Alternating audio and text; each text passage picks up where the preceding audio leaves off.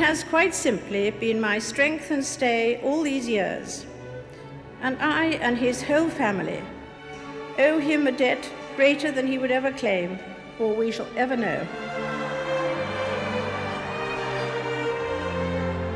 Being married to the Queen, it seemed to me that my first duty was to serve her in the best way I could.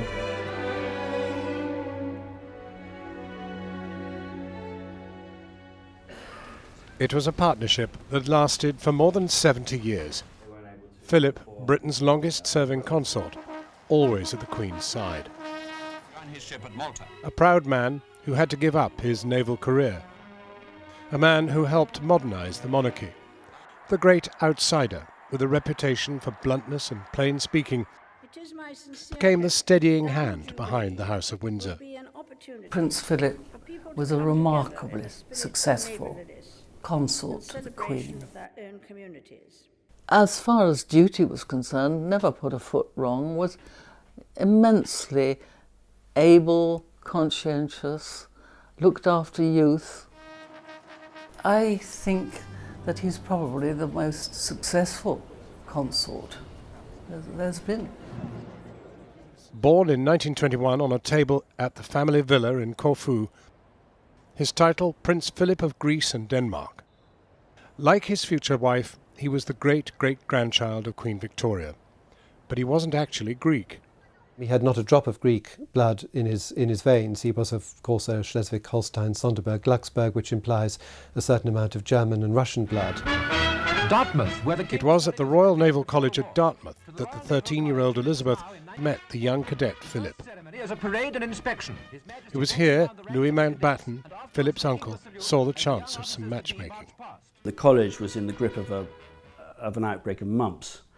So the two princesses sort of put in isolation, and who was asked to look after them? Well, it was Prince Philip, and that was definitely Mountbatten's instruction. And it was during that time that we're told that Princess Elizabeth became absolutely smitten with her sort of dashing, blonde third cousin. As a midshipman, he'd taken part in the Battle of Cape Matapan. During World War II, Philip was mentioned in dispatches. He controlled the searchlights of a destroyer during a battle against the Italian Navy.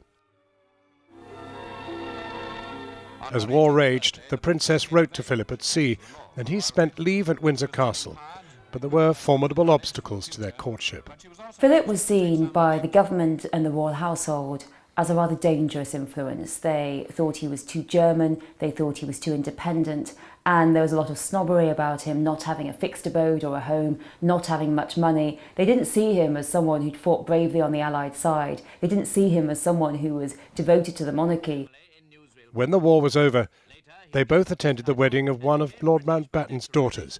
It seemed they only had eyes for each other.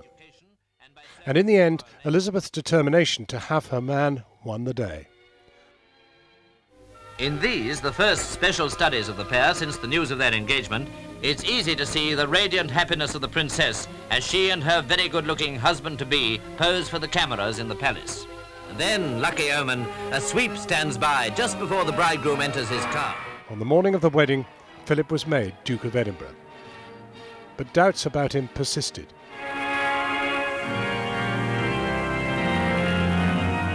Queen Elizabeth, the Queen Mother, was inevitably charmed by Prince Philip.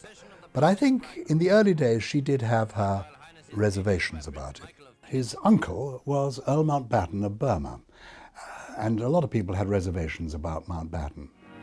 And Prince Philip was rather like a younger version of Dickie Mountbatten. He was go-getting, he was can-do, he was slightly abrasive, and, you know, he picked up the telephone and got things done.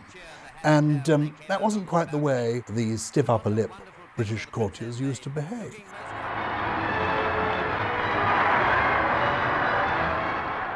Into the forecourt of the palace and through the gates comes the gilded coach, 2 centuries old, bearing the young queen to her crown.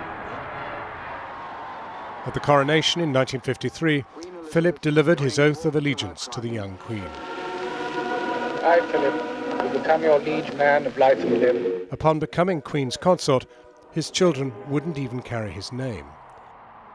The Queen Mother and Prime Minister Winston Churchill insisted it was to remain the House of Windsor not Mountbatten or Edinburgh. In exasperation, Philip told friends he was nothing but a bloody amoeba. Most alarming. The prince threw himself into charity work, 800 organisations in total. Every man knows his job. But it was the Duke of Edinburgh's award scheme, launched in 1956, with which he became most associated. 6 million people have won awards, and, as Philip pointed out in his own inimitable style, many have been put on the right path. Once you've got a soccer hooligan, you've got a soccer hooligan, and somebody else is going to have to try and cure him of that. The purpose of the scheme basically is to try and catch people while they are moderately civilised still and keep them that way. Despite his achievements, he knew no matter what his successes, his role was always to be a supporting one. Could you tell me, what is your job in your own mind? Well, I haven't got one. I'm self-employed.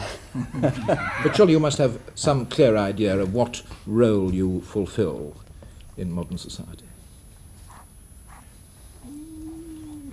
Very difficult to answer.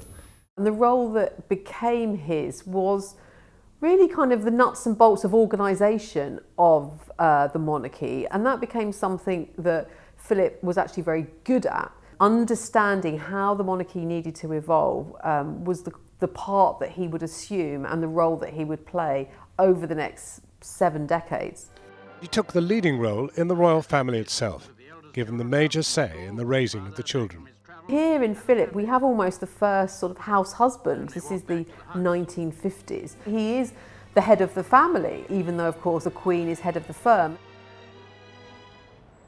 But Philip's relationship with Charles was a complicated one. Both men were left devastated in 1979 when their beloved Mountbatten was murdered by the IRA in Ireland.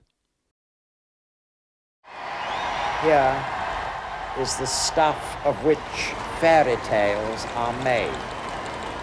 There were more difficult times to come. The 1980s were the years when the royal soap opera was at its height. At first it seemed like harmless fun, but soon events took a darker turn. And rumour soon became fact, as a book in which Diana had secretly collaborated exploded the myth of the fairy tale marriage. It emerged later that at around this time the Queen and Prince Philip had held a meeting with Charles and Diana to seek to reconcile them. Philip and Diana had even exchanged letters. But there was nothing to be done. The marriage was over.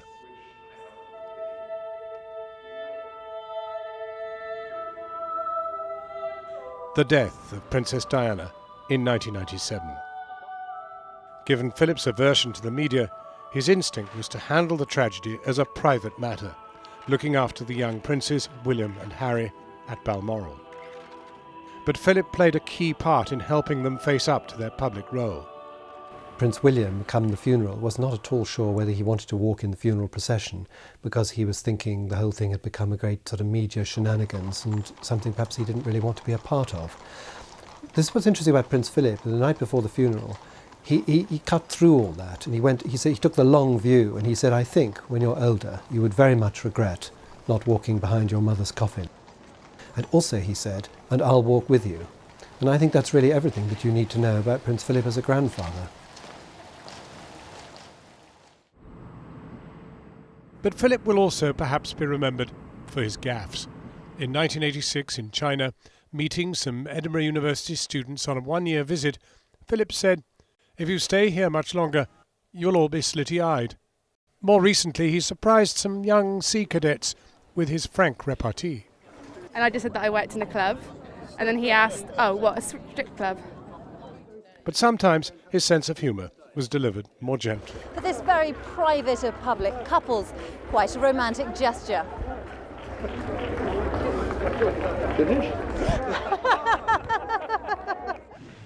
Prince Philip, always energetic, plays polo on Smith's Lawn, Windsor Great Park.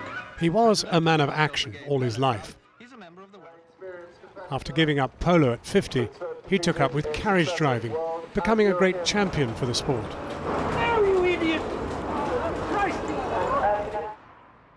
A crash in his Land Rover near Sandringham in early 2019 served as a reminder that he was still driving at 97.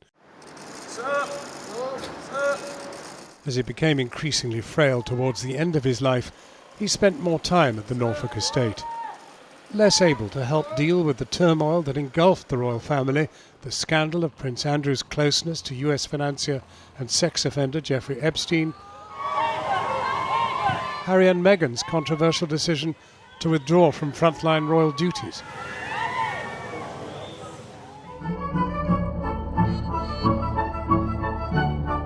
Prince Philip will be remembered for being at the Queen's side, supporting her for so long. Here, in his element during the Thames River pageant, to mark the Diamond Jubilee. At the age of 96, the Duke made his last official solo public appearance in August 2017. He had carried out more than 22,200 engagements during his long career of public service. Fittingly, his last as Captain General of the Royal Marines. All were aware of the significance of the event.